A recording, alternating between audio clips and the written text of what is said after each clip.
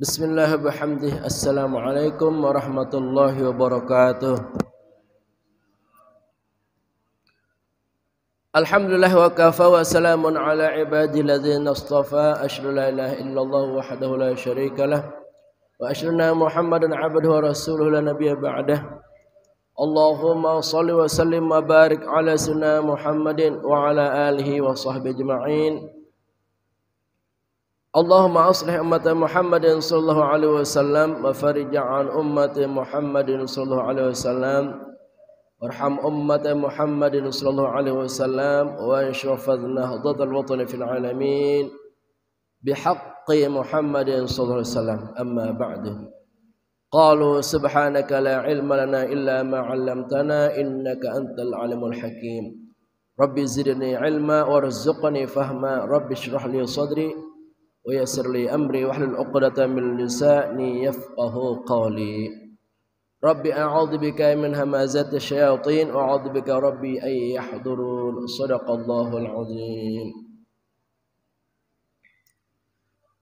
Alhamdulillah, kita bersyukur pada pagi yang sejuk dan penuh dengan rahmat ini kita semuanya dapat hadir mengikuti kegiatan yang sangat bermanfaat, yaitu kegiatan taklim, pengajaran, tahsin dan tafsir Al-Quran yang rutin terlaksana setiap hari Ahad pagi.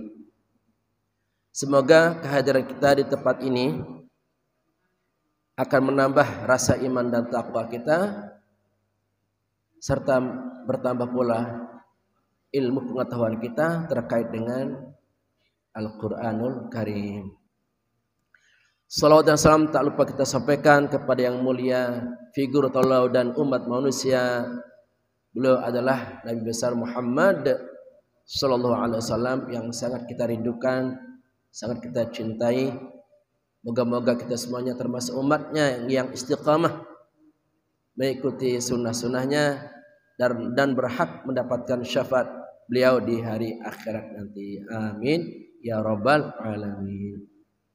Ya, sama-sama kita hormati sesepuh kita, yaitu Bapak Haji Tastub, juga Bapak Haji Nalih, juga jemaah kita, pendukung kita, yaitu Bapak Yufrizal, juga ibu-ibu di sini yang cukup banyak.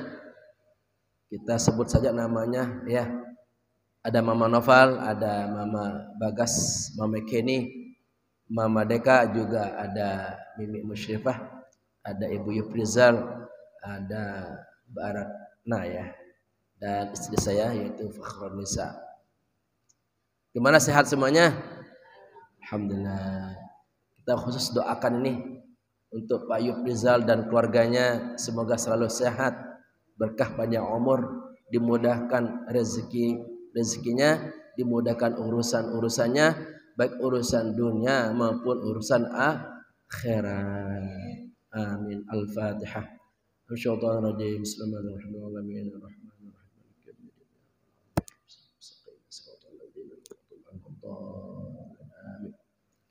Bukan juga nih, dengan sebab kita rajin mengaji di tempat ini, semoga Allah mengampuni semua dosa-dosa kita, meningkatkan iman dan takwa kita, menjaga dan melindungi kita dari segala kejahatan, dari segala kemungkaran.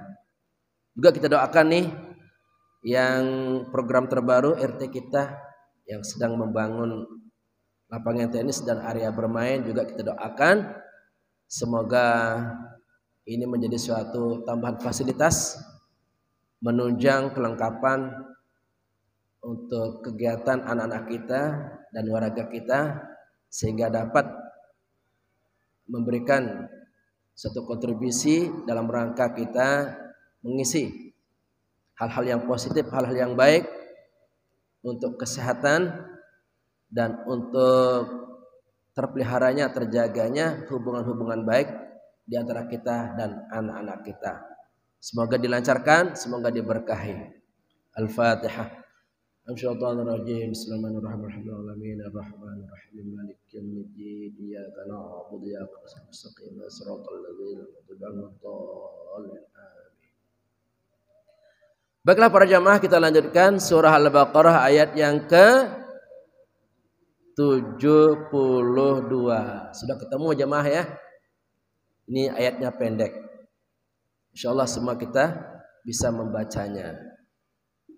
Sebelum kita membaca, mari kita sama-sama mendengarkan tata cara penyebutan dan pengucapan hurufnya, baik yang terkait itu makharijul huruf, tempat keluarnya huruf, sifatul huruf yaitu metode atau tata cara dalam penyebutan huruf, kemudian ahkamul huruf, hukum-hukum yang terkait baik itu panjang pendeknya, gunnahnya, ikhfa'nya, qalqalah dan lain sebagainya, serta ahkamul ibtida' wal waqaf, hukum-hukum memulai dan hukum-hukum berhenti.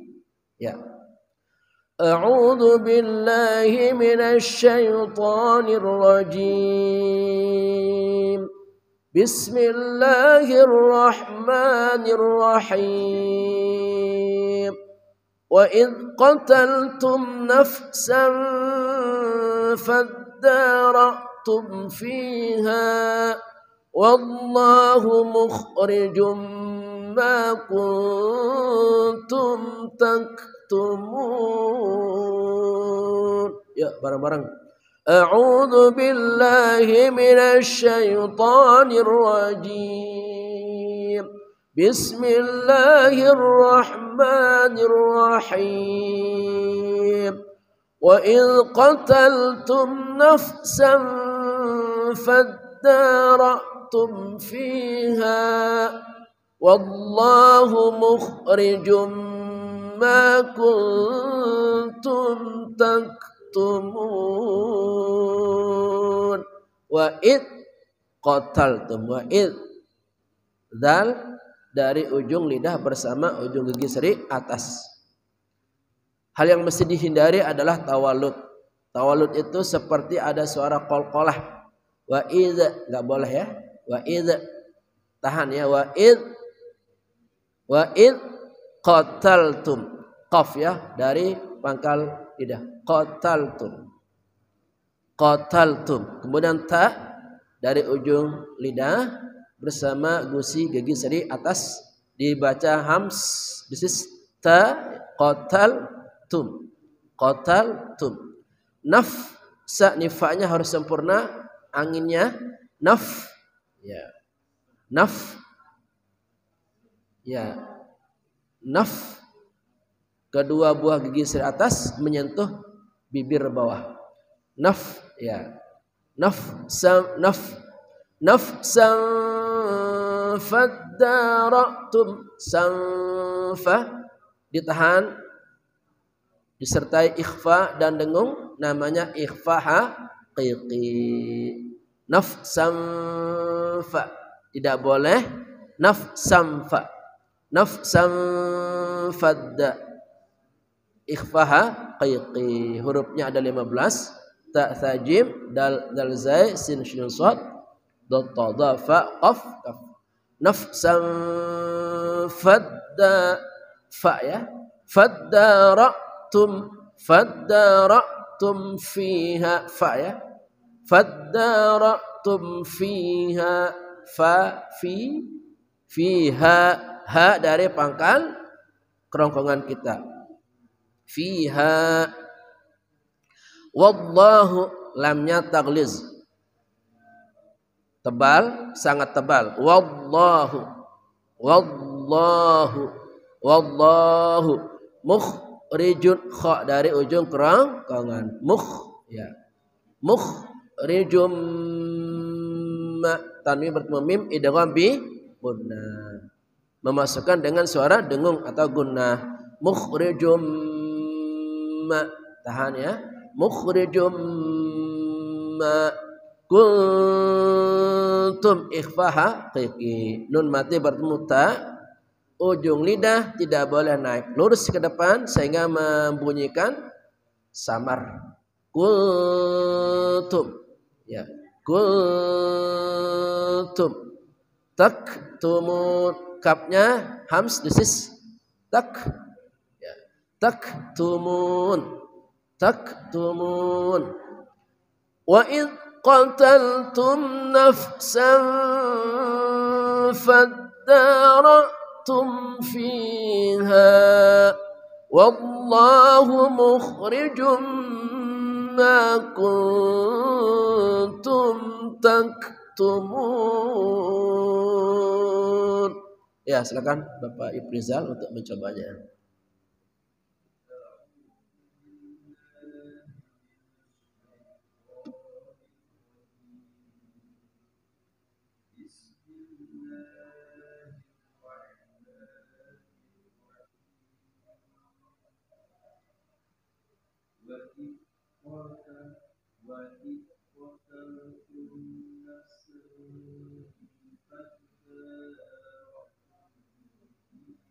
Hamasnya kurang ya pada kata naf, anginnya keluarin. Naf sanfa tuh faddaratum fiha sama. Sekali lagi.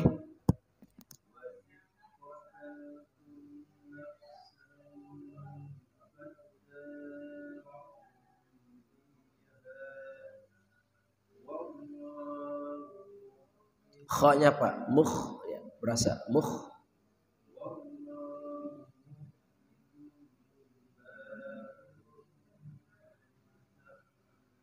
Kaf dosis tak ulangan wallahu gunnah Pak mukhrijum idgham bi gunnah.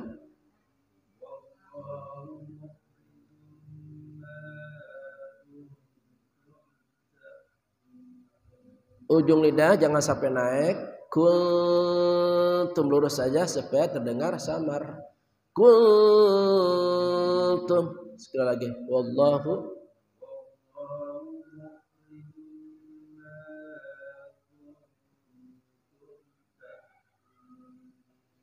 alhamdulillah. Oke, lanjut Mama atau Ibu Yufrizal, silakan.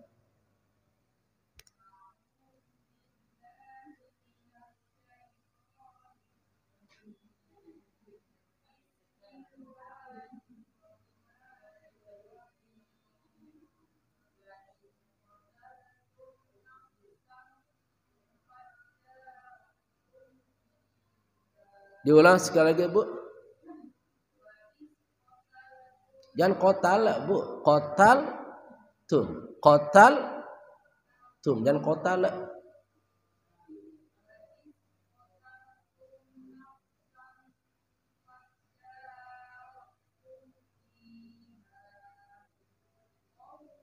Kurang Bu, Allah berasa, wallah.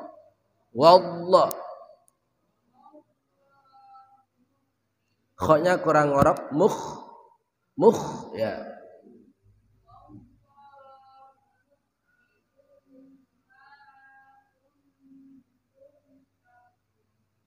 Usahakan kalau ikhfa itu Bu, ujung lidah lurus ya, jangan kuntum. Ulangi.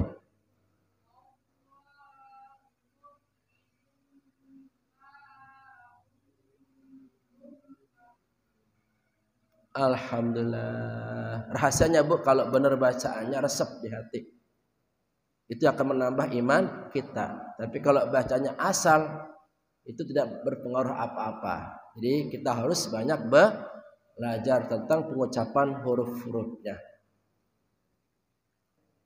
Ya, silakan berikutnya.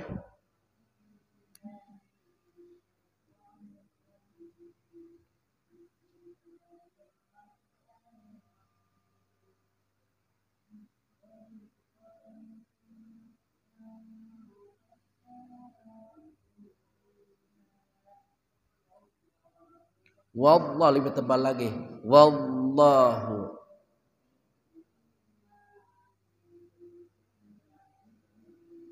Alhamdulillah. Sadaqallahul azim. Terima kasih atas kesediaannya membaca. Semoga menambah iman dan takwa kita. Amin ya rabbal alamin. Lanjut ke level berikutnya, memahami terjemahnya, baik perkata maupun per ayat. Sabar ya. Wa id artinya apa jamaah?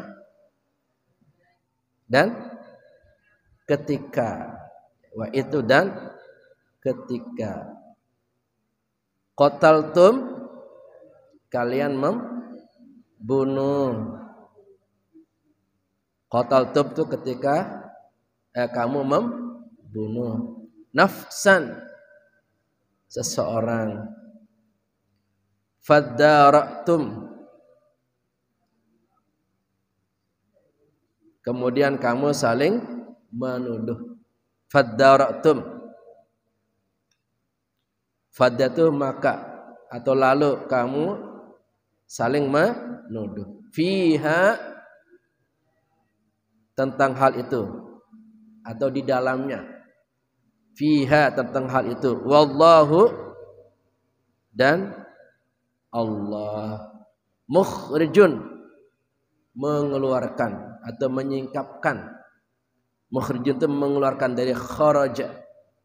Ma apa kuntum kalian adalah taktumun kalian sembunyikan. Taktumun kalian sembunyikan.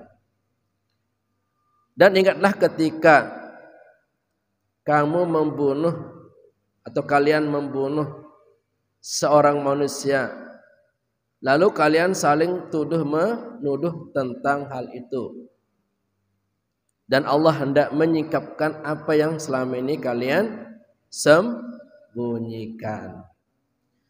Salatullah salamullah ala taha rasulillah. Salatullah salamullah ala yasin habibillah. Ingatlah kalian semua ketika membunuh seorang kaya karena ingin dapat warisannya, sungguh itu perbuatan nista. Salatullah salamullah ala taha rasulillah. Salatullah ala yasin. Kalian semua saling sangka, tuduh menuduh dengan lainnya, lalu bertengkar oleh karena hasutan setan yang durjana. Salatullah salamullah ala taha rasulillah. Salatullah salam ala yasin. Pertengkaran kalian semua merusak hubungan antar sesama. Persatuan tidak terjaga, keamanan menjadi sirna. Salatullah salamullah ala taha rasulillah. Salatullah ala yasin.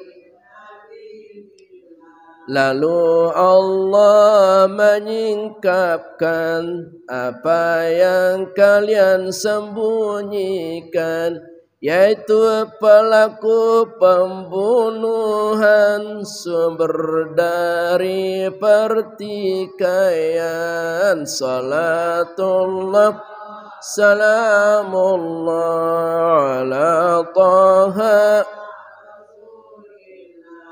Salatullah salamullah ala. Ini menjadi pembelajaran bagi orang-orang beriman. Keburukan yang disimpan pasti tersingkap dan ketahuan. Salatullah salamullah ala taha rasulillah. Salatullah salamullah ala yasin habibillah. Ini adalah akhir dari diberitahukannya atau tersingkapnya siapa dalam pembunuhan. Rupa-rupanya kalau kita melihat ayat ini, bahwa pelaku pembunuhan itu tidak hanya satu. Ada orang-orang di belakang, kelompok-kelompok yang menghasut seorang anak muda untuk membunuh kerabatnya atau pamannya yang kaya. Jadi ada pihak-pihak yang bermain sehingga keponakannya ini nekat membunuh pamannya sendiri. Makanya mereka di sini menyembunyikan kelompok-kelompok yang menghasut membunuh orang tersebut. Mereka sembunyikan. Lalu mereka bertengkar, tuduh menuduh bahwa yang membunuh kalian bukan kami. Nah, inilah diantara poin-poin penting yang disikapkan di sini. Bahwa sumber utamanya adalah masalah warisan. Ya jamaah ya. Ternyata masalah warisan ini memang dari dulu kala. Orang pengen cepat kaya, orang pengen cepat naik derajatnya. Karena ukuran manusia dari dulu, kalau kaya katanya terhormat, kalau kaya katanya dipandang, betul. Tapi kalau orang miskin gak dianggap apa-apa, dianggap angin lalu. Padahal Allah SWT tidak pernah membeda-bedakan antara si kaya dan si miskin. Yang membedakan apa? Iman dan takwanya. Kalau dia beriman, kalau dia bertakwa, dia orangnya soleh, berakhlak, hormati, hargai. Jangan kita hormati menghargai orang karena kekayaannya, salah besar. Jamaah, hormatilah, hargailah karena budi pekertinya, karena akhlaknya, karena iman dan takwanya. Lagi pula kan harta itu bukan milik kita, betul? Harta itu kan sementara saja. Diamanahkan kepada kita. Apakah dengan harta itu kita semakin tawadhu, semakin rendah hati, semakin dermawan, atau malah dengan harta itu kita makin belagu, makin sombong, gak mau kenal sama tetangga kiri kanan, gak mau bantu orang? Kalau itu yang terjadi gak ada gunanya tuh harta. Karena ujungnya ketika meninggal dunia kita bawa gak itu harta benda? Kagak jamaah. Rumah itu gak dibawa mati, kendaraan gak dibawa mati, gak muat. Lubang kuburnya kecil, jamaah. Nah yang kita bawa apa nanti? Amal kita, sedekah kita, keimanan kita, ketakwaan kita, itu yang kita bawa mati. Harta benda yang ada di rumah itu hanya untuk di dunia, biar kita bisa melangsungkan kehidupan. Bisa nggak harta benda itu kita bawa mati? Bisa nggak? Bisa kalau kita gunakan di jalan Allah. Yang kita bawa mati bukan bendanya, pahalanya, pahala sedekah, pahala membantu orang lain, dan lain sebagainya. Memang masalah warisan ini adalah salah satu permasalahan yang terjadi di mana-mana. Seperti di era Nabi Musa ini, orang-orang Bani Israel atau Yahudi, mereka malah memperebutkan yang namanya warisan. Dan selalu ada yang bermain di belakangnya. Betul jamaah? Waktu masih kecil mungkin anak itu nggak tahu apa-apa, nggak ngerti apa-apa, nggak tahu ini waris apa, harta benda orang tuanya, harta benda pamannya, bibinya, nggak ngerti, nggak kepikiran untuk mengambil harta tersebut. Tetapi begitu sudah dewasa, sudah besar, nah ada semacam iri hati, pengen dapat lebih banyak, ya. Lalu tidak sabaran, ada yang tega membunuh orang tuanya, naudzubillah. Ada yang tega membunuh pamannya, naudzubillah. Seperti yang terjadi pada ayat ini. Memang urusan harta ini orang banyak gelap, ya, orang banyak kalap. Dengan segala cara mereka ingin mendapatkan harta benda tersebut, ya. Nah, kita sebagai orang yang beriman mesti dapat mengendalikan diri. Kalau memang orang yang bersangkutan masih hidup, ya jangan kita berusaha untuk menghabisi agar harta benda itu cepat berpindah kepada kita. Jangan, naudzubillah, ini kejahatan, kriminal, nggak boleh ya. Nggak akan kemana kalau orang tua atau pamannya meninggal, nanti juga kebagian kita harta warisannya, ya jamaah ya. Karena ketika kita berbuat kriminal, kita membunuh, naudzubillah, ini panjang akibatnya, ya, panjang akibatnya dan berbahaya. Bisa terjadi perang saudara, jamaah ya. Iya, gara-gara harta ini bisa terjadi perang saudara, naudzubillah. Dan rata-rata yang saya amati itu, yang kita amati itu, orang yang mengambil harta benda orang lain yang dilakukan secara ilegal, tidak sah, itu rata-rata tuh ada saja pelajaran-pelajaran yang didapatkan. Mungkin cacat, mungkin stroke, ya. Aneh-aneh ya. Jadi masalah harta tanah ini terutama hati-hati ya. Jadi awalnya senang, tapi kemudian nanti akan merusak sistem kehidupan kita, merusak tubuh kita, ya, merusak hubungan-hubungan di antara sesama manusia. Gak apa-apa, sedikit, yang penting halal, berkah, jamaah ya. Daripada dapat harta banyak tapi ujungnya penjara, buat apa ya? Ujungnya saling bertikai, berantem, lo saling membunuh, buat apa? Apalagi zaman sekarang, zaman online, gak enak. Semua akan diberitakan, semua akan disingkap. Kejadian-kejadian yang dipandang berbahaya atau kejadian-kejadian yang dipandang melukai orang lain, itu dengan segera orang menyebarluaskan melalui media sosial. Sekarang ini nggak bisa ngumpet, orang berbuat jahat di dalam rumahnya nggak ada yang tahu, ketahuan juga.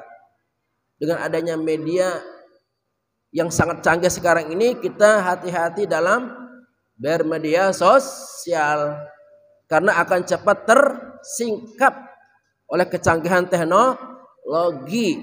Ya, oleh karena itu para jamaah sekalian, mari kita bersama-sama berhati-hati dalam hidup ini. Karena kata orang, sepandai-pandai tupai melompat akan jatuh pasti. Tupai kan hebat tuh. Kalau lompat tuh cakep banget. Iya, pinter tuh lompat. Tapi suatu saat pasti akan jatuh. Entah itu mungkin lompatannya ukurannya nggak pas, atau mungkin lagi nggak enak badan tupainya, ya, atau buru-buru tupainya lalu jatuh. Ya jamaah ya. Ada lagi tuh yang sering kita dengar tuh, sepandai-pandai menyimpan bangkai akan tercium baunya. Nggak bisa kita menyimpan keburukan, walaupun dengan segala cara kita bayar orang, nggak bisa, pasti akan terungkap. Walaupun keburukan itu kita simpan di dasar bumi, di dalam lautan, ya, akan tersingkap juga beberapa tahun kemudian. Kita ingat itu Ferdi Sambo, kurang apa tuh hebatnya, jenderal lagi, ya jamaah ya. Ya kaya raya nggak kehitung tuh kekayaannya. Puluhan tahun dia menyimpan kekayaannya, toh akhirnya dia tersingkap kejahatannya sehingga habis karirnya. Itu contoh jamaah ya. Makanya ini kita sebagai umat manusia, apalagi kita dalam rumah tangga, suami istri jangan menyimpan keburukan sekecil apapun, karena akan terungkap nanti. Naudzubillah. Ya, perselingkuhan itu akan ketahuan nanti. Ada saja caranya Allah mengungkapkan, ada orang yang menceritakan, ada saksi-saksi. Kan banyak mata di dunia ini. Apalagi dengan adanya HP, orang bisa memoto, memvideo, hati-hati. Jamaah ya, lebih baik kita apa? Jujur-jujur saja, transparansi, nggak usah menyembunyikan hal-hal yang negatif, yang buruk, karena akan ketahuan. Kan ada lagunya tuh, kamu ketahuan, ya kan? Ada kan? Ya itu. Jadi kita jangan sekali-kali menyimpan apapun keburukan-keburukan dalam diri kita, pasti akan ketahuan. Mungkin selama hidupnya nggak ketahuan, bisa saja ketahuan pas dia meninggal dunia. Ketahuan tuh borok itu loh. Selamanya dikenal dia kelihatan ramah, ya, sopan, nggak taunya di dalamnya penuh dengan keburukan. Rupa-rupanya kebaikan selama yang ditunjukkan hanya sebagai kamuflase, pura-pura, menutupi kejahatan yang disembunyikan. Na'udzubillahi min dzalik. Nah, dalam ayat ini tidak disebutkan ya siapa nama keponakan itu, ya memang ada saat-saatnya kita menyembunyikan pelaku kejahatan orang, keburukan orang. Mungkin ada pertimbangan. Kalau kita sebut namanya, nanti mungkin keluarganya malu. Ini kan etika ya. Bahkan ada yang pakai inisial, biasanya kan M atau N. Nah, sebelum dia benar-benar terbukti bersalah, kita nggak boleh menyebut namanya. Sama jamaah, umpama jamaah membicarakan keburukan orang, niatnya apa dulu? Jangan niatnya gibah, jangan niatnya mengorek-ngorek kekurangan kesalahan orang lain, nggak boleh, jangan ya. Niatnya apa dulu? Niatnya pertama untuk mengambil pelajaran, diskusi, jangan sampai seperti itu. Yang kedua, jangan sebut namanya, umum-umum aja. Oke jamaah ya. Jadi usahakan kalau kita kumpul-kumpul, kalau bisa yang kita bicarakan kebaikan orang lain, jangan keburukan orang lain. Andai kata kita bicarakan keburukan orang lain, bukan artinya kita mencari kekurangannya, tapi dalam rangka diskusi, mencari keluarnya. Mudah-mudahan kita tidak seperti itu, atau mudah-mudahan tidak menyebabkan perilaku jahatnya itu menimpa kita, menyerang kita. Ya, kalau dia benar-benar jahat sama kita, ya, wajib hukumnya kita publikasikan, kita beritahu orang lain supaya tidak memakan korban. Ya, begitu. Jadi para jamaah sekalian, mari kita sama-sama, seandainya dalam lingkup kegiatan kehidupan kita, baik itu dalam rumah tangga kita atau hubungan kepada masyarakat, ada hal-hal yang menyebabkan terjadinya suatu masalah, ya, mari kita bicarakan baik-baik dari hati ke hati, selesaikan baik-baik, insya Allah semua akan adem jamaah ya. Nggak usah ngotot-ngotot, ya capek ya. Nggak usah marah-marah, ngotot-ngotot, nggak usah. Mari kita sama-sama dalam satu keinginan bersama, ingin hidup dalam kebaikan, kasih sayang, cinta kasih, sehingga terciptalah suasana penuh kerukunan dan kedamaian di antara kita. Semoga apa yang disampaikan bermanfaat untuk kita semuanya. Sekiranya ada yang benar, insya Allah itu datang dari Allah SWT. Sekiranya banyak yang salah, itu adalah kebodohan dan kekurangan saya pribadi. Rabbana atina fid dunya hasanah وفي الآخرة حسنة عذاب النار ربنا آتنا في الدنيا